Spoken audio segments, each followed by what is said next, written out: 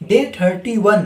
अभी तक हमने 120 मेडिसिन के बारे में अच्छे से डिटेल में समझा, जो कि अलग अलग कैटेगरी से बिलोंग करते थे। ठीक है, तो फिर अभी तक हमने सिर्फ 4 मार्केटर को टारगेट किया है। इसके नाम मैं लास्ट में देता हूँ आपको वीडियो के। मैं सीधे मेन पॉइंट पे आता हूँ कि अगर आपको ये 3 पॉइंट नहीं पता है कि हमारा टारगेट क्या है, किन लोगों के लिए ये सीरीज़ बेस्ट होने वाला है, और जो मैं इंफॉर्मेशन ला रहा हूँ कहाँ से ला रहा हूँ इतना सारा, ठीक है। और साथ ही साथ जो स्टार्टिंग का आपका जो 2 से 3 मिनट है बहुत ही इम्पोर्टेंट होने वाला है। अगर आप ये नहीं जानते हो तो उसे स्किप मत करना, ठीक है। और अगर आप पहले से जानते हो तो 2 से 3 मिनट स्किप करके सीधे मेन वीडियो पे जाओ। तो शुरू करते बिना किसी देरी के। फर्स्ट हमारा टारगेट क्या है? टारगेट ये है कि हमारे देश में जो नॉर्मल मेडिकल हो या मतलब छोटे मेडिकल हो या फिर बड़े मेडिकल हॉस्पिटल के फार्मेसी हो, उनके अंदर जो जो मेडिसिन अवेलेबल होते हैं, हमको उनके बारे मतलब उन मेडिसिन के बारे में हमें अच्छे से जानकारी होना, मतलब कि पूरा जानकारी होना चाहिए हर एक मेडिसिन के बारे में, हर एक ब्रांड नेम्स के बारे में, ठीक है। तो टोटल ऐसे 30 to 40 मैन्युफैक्चरर और मार्केटर हैं जिनके ब्रांड नेम, जिनके ब्रांड मेडिसिन उन कैटेगरी से बिलोंग करते हैं। अगर आप 30 to 40 जो मैन्युफैक्चरर और मार्केटर है हमारे देश के, अगर आप उनके बारे में अच्छे से जान लेते हो तो ऑटोमेटिकली आप जो मेडिकल और फार्मेसी मतलब कि मेडिकल और हॉस्पिटल फार्मेसी और जो अपना रिटेल फार्मेसी है, उनके अंदर जो जो मेडिसिन होते हैं उनके बारे में आप अच्छे से जान लोगे, ठीक है ना। और सेकेंड पॉइंट ये हमने टारगेट क्लियर किया। आप देखते हैं कि मतलब कि टारगेट में और भी बहुत कुछ है कि कब खत्म होगा, कब तक होगा, टोटल कितने मेडिसिन है, सब लास्ट में बताऊंगा आपको। सेकेंड पॉइंट ये है कि जो हमारा सीरीज चल रहा है मतलब ये किन लोगों के लिए बेस्ट है। तो जो हमारे फर्स्ट ईयर सेकेंड ईयर के जो स्टूडेंट्स है डी फॉर्म या फिर बी फॉर्म, ठीक है, उनके लिए ये सीरीज बहुत ही बेस्ट होने वाला है। क्यों? उसका रीज़न बहुत ही सिंपल है। जब भी वो ट्रेनिंग के फेस में जाएंगे उनको जो जो प्रॉब्लम फेस करना पड़ेगा वो बहुत ही कम करना पड़ेगा अगर वो सीरीज़ को फॉलो करते हैं तो, ठीक है।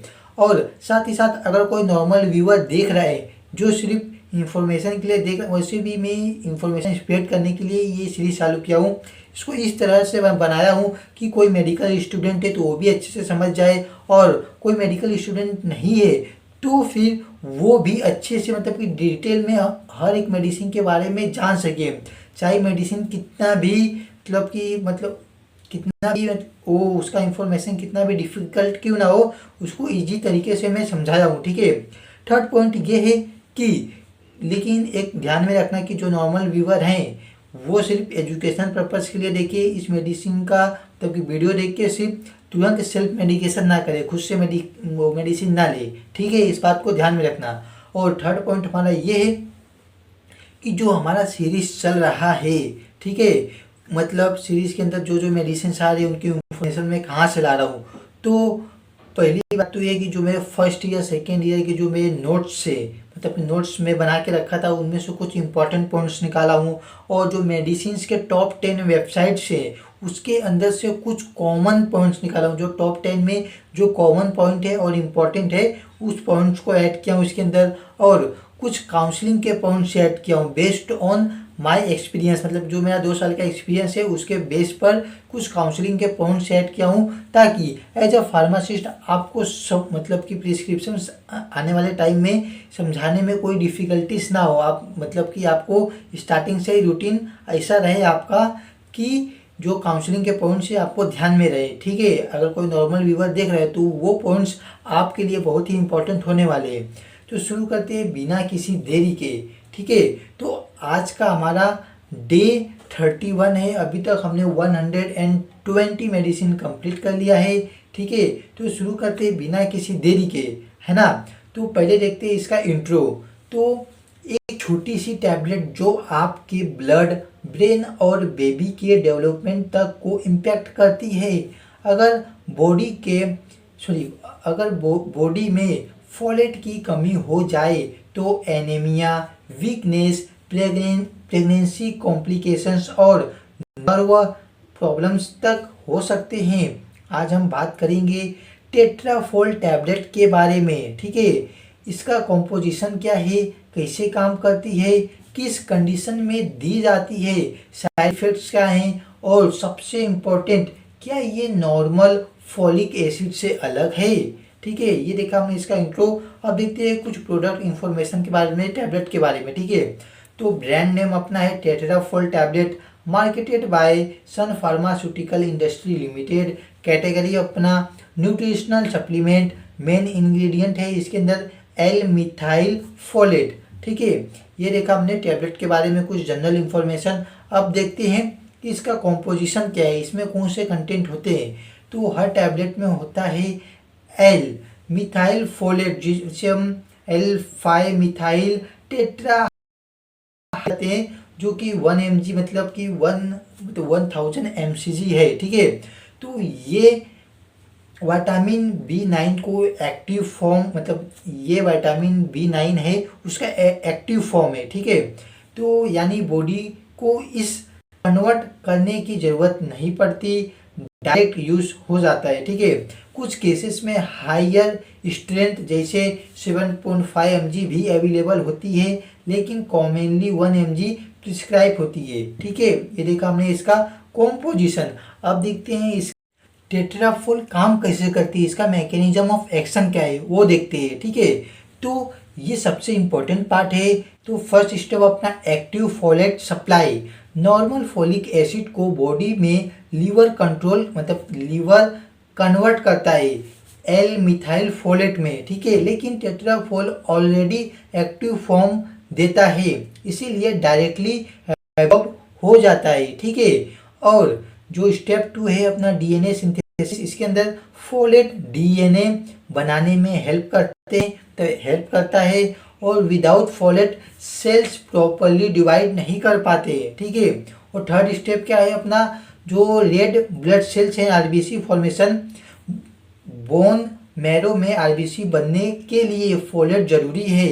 कमी हो तो मतलब कि अगर इसकी कमी हो जाए तो क्या होता है पता है, मेगालोब्लास्टिक एनीमिया। ठीक है, ये एक डिसीज का नाम है। और जो फोर्थ स्टेप अपना है होमोसाइस्टिन कंट्रोल, ये ब्लड में होमोसाइस्टिन लेवल कम करता है। हाई होमोसाइस्टिन हार्ट, जो अगर ये होमोसाइस्टिन अगर हाई हो जाता है तब क्या होता है पता है क्या, हार्ट रिस्क हो सकता है, प्रेगनेंसी कॉम्प्लिकेशंस हो जाता है। इसलिए ये होमोसाइस्टिन को कंट्रोल करता है, उसको कम करता है। ठीक है, और स्पेशल नोट, मतलब ध्यान में रखना एक बात कि जो लोग MTHFR जीन म्यूटेशन से सफ़र करते हैं उनमें normal folic acid properly active नहीं होता, उनमें एल मिथाइल फोलेट ज़्यादा इफेक्टिव होता है। ठीक है, तो ये देखा हमने इसका मैकेनिज्म ऑफ एक्शन। अब देखते हैं इसके यूजेस के बारे में, इसका इंडिकेशन क्या है। ठीक है, किस कंडीशन में दी जाती है। तो पहले तो फोलेट डिफिशियंसी, उसमें इसका यूज़ किया जाता है। मेगालोब्लास्टिक एनीमिया में इसका यूज़ करते हैं। प्रेगनेंसी में फोलेट सपोर्ट के लिए इसका यूज़ करते हैं। लैक्टेशन पीरियड में इसका यूज़ करते हैं। पुअर डाइट या माल न्यूट्रिशन में इसका यूज़ किया जाता है।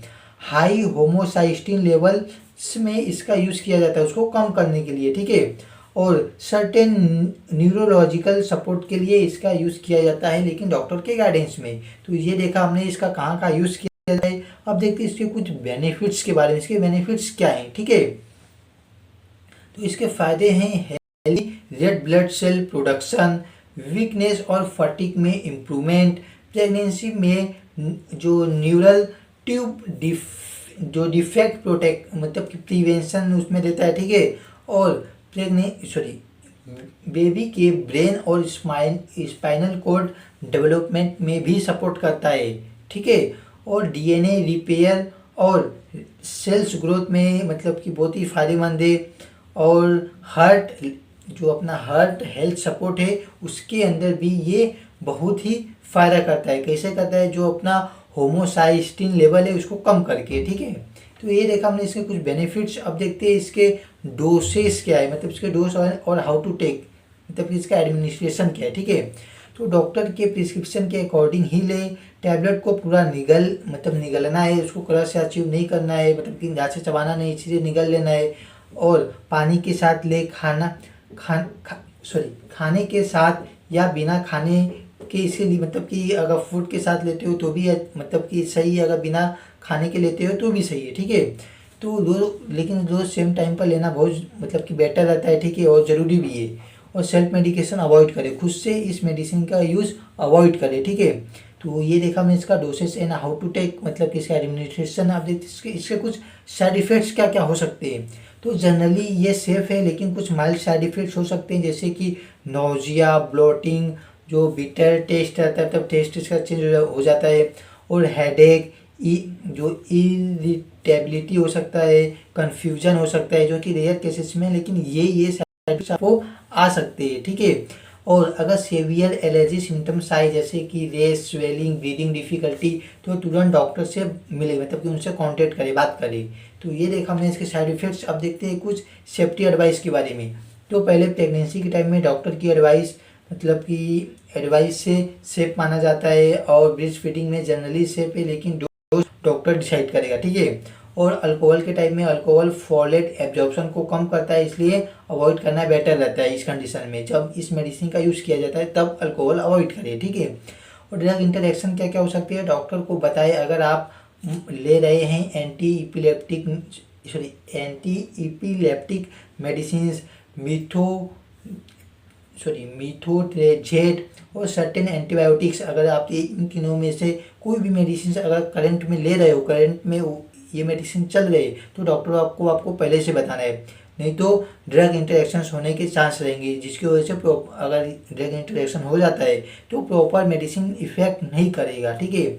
और विटामिन B12 डिफिशियंसी, ये इंपॉर्टेंट पॉइंट है, सिर्फ फोलेट लेने से विटामिन 12 डिफिशियंसी मार्क्स हो सकती है, लेकिन कभी कभी डॉक्टर B12 टेस्ट भी करवाते हैं, ठीक है। तो ये देखा हमने कुछ सेफ्टी एडवाइस। मतलब अब देखते हैं अगर डोज मिस हो जाए तब क्या करना चाहिए, ठीक है। तो याद आते ही तुरंत ले ले, अगर नेक्स्ट डोज का टाइम पास आ गया हो तो स्किप करे, डबल डोज बिल्कुल ना ले, ठीक है। और साथ ही साथ डॉक्टर को भी एक बार मतलब कि कांटेक्ट करके उनको बताना है। अब देखते हैं इसके स्टोरेज के बारे में, ठीक है। तो नॉर्मली इसको रूम टेम्परेचर पर मतलब कि रखा जाता है, और डायरेक्ट सनलाइट से दूर इसको रखा जाता है, और जो छोटे बच्चे लोग के पहुँच से बहुत दूर, क्योंकि वो लोग टैबलेट को मतलब डैमेज कर सकते हैं, जिसकी वजह से उसका इफेक्ट नहीं आएगा प्रॉपर।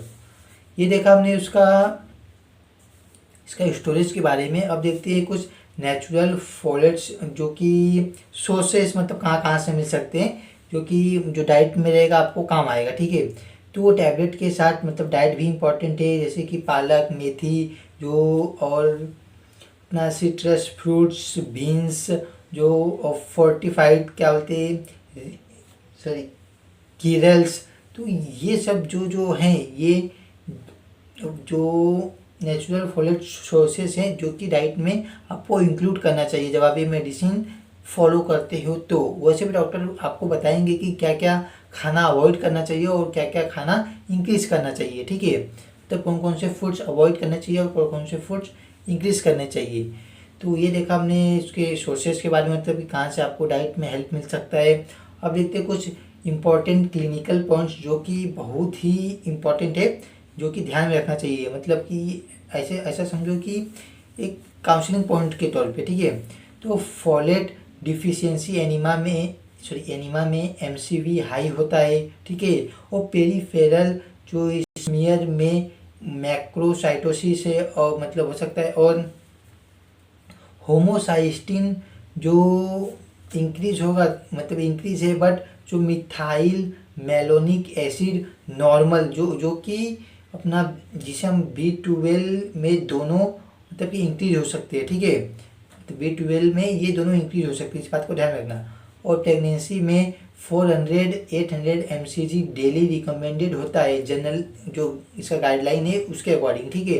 ये देखा हमने इसको कुछ क्लिनिकल पॉइंट्स, जो कि ध्यान में रखना बहुत ज़रूरी है। एज अ फार्मासिस्ट आपको इसके बारे में नॉलेज रहना चाहिए। आप मतलब कि अगर पेशेंट को पूरा ऐसे डिटेल में मतलब कि अगर समझा सकते हो तो मतलब अगर वो समझते हैं तो, क्योंकि नॉर्मली ऐसे ऐसे मतलब कि सब मेडिकल के टर्म से वो जल्दी समझ नहीं पाएंगे। तो नॉर्मल लैंग्वेज में मतलब कि अगर समझाना रहेगा तो किसी और तरीके से समझा देना, ठीक है।